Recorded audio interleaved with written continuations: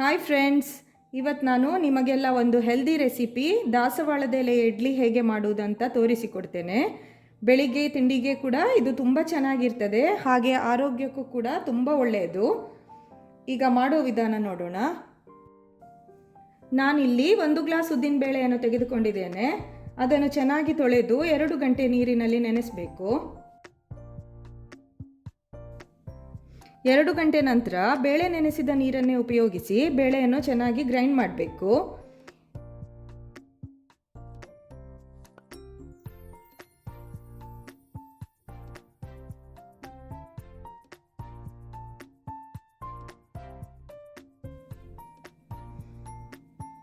ಈಗ ಹಿಟ್ಟನ್ನು ಒಂದು ಪಾತ್ರೆಗೆ ಹಾಕಿ ಹಾಗೂ ಒರಳು ತೊಳೆದ ನೀರನ್ನು ಸಪರೇಟ್ ಆಗಿ ತೆಗೆದಿಡಿ.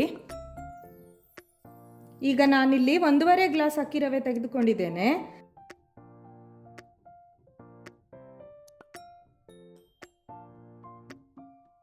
ಅಕ್ಕಿ ರವೆಗೆ ಒರಳು ತೊಳೆದ ನೀರನ್ನೇ ಉಪಯೋಗಿಸಿ ಗಂಟಿಲ್ಲದಂತೆ ಚೆನ್ನಾಗಿ ಮಿಕ್ಸ್ ಮಾಡಿಕೊಳ್ಳಿ.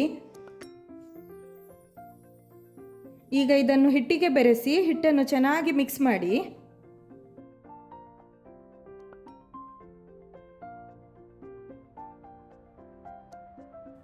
ಹಿಟ್ಟು ಸ್ವಲ್ಪ ಗಟ್ಟಿಯಾಗೇ ಇರಲಿ. ಈಗ ಒಂದು ಮುಚ್ಚಳ ಮುಚ್ಚಿ ಓವರ್ ನೈಟ್ ಫರ್ಮೆಂಟ್ ಆಗಲಿಕ್ಕೆ ಬಿಡಬೇಕು. ಈಗ ನೆಕ್ಸ್ಟ್ ಡೇ ಬೆಳಿಗ್ಗೆ ನೋಡಿ ಹಿಟ್ಟು ಚೆನ್ನಾಗಿ ಉಬ್ಬಿ ಬಂದಿದೆ. ಈಗ ರುಚಿಗೆ ತಕ್ಕಷ್ಟು ಉಪ್ಪು ಹಾಕಿ ಚೆನ್ನಾಗಿ ಮಿಕ್ಸ್ ಮಾಡ್ಕೊಳ್ಳಿ. ಇಲ್ಲಿ ನಾನು 1 ಹಿಡಿಯಷ್ಟು ಬಿಳಿ ದಾಸವಾಳ ಸೊಪ್ಪನ್ನು ತೆಗೆದುಕೊಂಡಿದ್ದೇನೆ.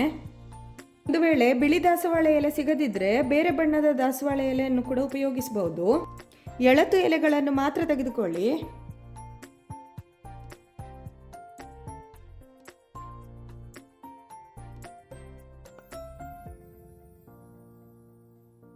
ಈಗ ಬಿಳಿ ದಾಸವಾಳ ಸೊಪ್ಪನ್ನು ಚೆನ್ನಾಗಿ ತೊಳೆದು ಸ್ವಲ್ಪ ನೀರು ಹಾಕಿ ನುಣ್ಣಗೆ ಗ್ರೈಂಡ್ ಮಾಡಿ ಹಿಟ್ಟಿಗೆ ಬೆರೆಸಬೇಕು. ನಾನು ಇಡ್ಲಿ ಹಿಟ್ಟಿನಲ್ಲಿ ಅರ್ಧದಷ್ಟು ಹಿಟ್ಟನ್ನು ಮಾತ್ರ ತೆಗೆದುಕೊಂಡಿದ್ದೇನೆ, ಪೂರ್ತಿ ಹಿಟ್ಟಿಗೆ ಬೆರೆಸ್ತಾ ಇಲ್ಲ. ಒಂದು ವೇಳೆ ನೀವು ಪೂರ್ತಿ ಹಿಟ್ಟಿಗೆ ಬೆರೆಸುವುದಿದ್ರೆ 2 ಹಿಡಿ ಎಲೆಗಳನ್ನು ತೆಗೆದುಕೊಳ್ಬೇಕು. ಈಗ ಹಿಟ್ಟನ್ನು ಚೆನ್ನಾಗಿ ಮಿಕ್ಸ್ ಮಾಡಿ. ಕನ್ಸಿಸ್ಟೆನ್ಸಿ ಇಷ್ಟು ಇದ್ದರೆ ಸಾಕು, ಜಾಸ್ತಿ ನೀರು ಹಾಕಲಿಕ್ಕೆ ಹೋಗಬೇಡಿ.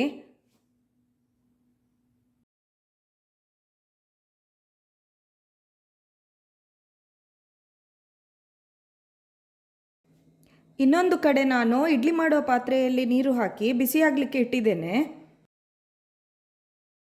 ಇಡ್ಲಿ ತಟ್ಟೆಗೆ ನಾನು ತೆಂಗಿನೆಣ್ಣೆ ಸವರಿ ಇಟ್ಟಿದ್ದೇನೆ. ಈಗ ಸ್ವಲ್ಪ ಸ್ವಲ್ಪ ಹಿಟ್ಟನ್ನು ತಟ್ಟೆಗೆ ಹಾಕಿ ಹಬೆಯಲ್ಲಿ ಬೇಯಿಸಬೇಕು.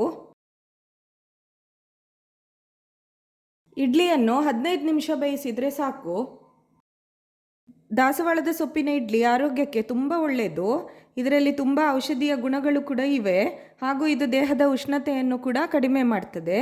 ಹಾಗಾಗಿ ಒಂದು ಸಲ ಮನೆಯಲ್ಲಿ ಹೆಲ್ದಿ ರೆಸಿಪಿಯನ್ನು ಎಲ್ಲರೂ ಟ್ರೈ ಮಾಡಿ ನೋಡಿ, ಖಂಡಿತ ನೀವು ಇಷ್ಟಪಡ್ತೀರಿ. ನೋಡಿ ಇಡ್ಲಿ ಎಷ್ಟು ಸಾಫ್ಟ್ ಆಗಿ ಬಂದಿದೆ.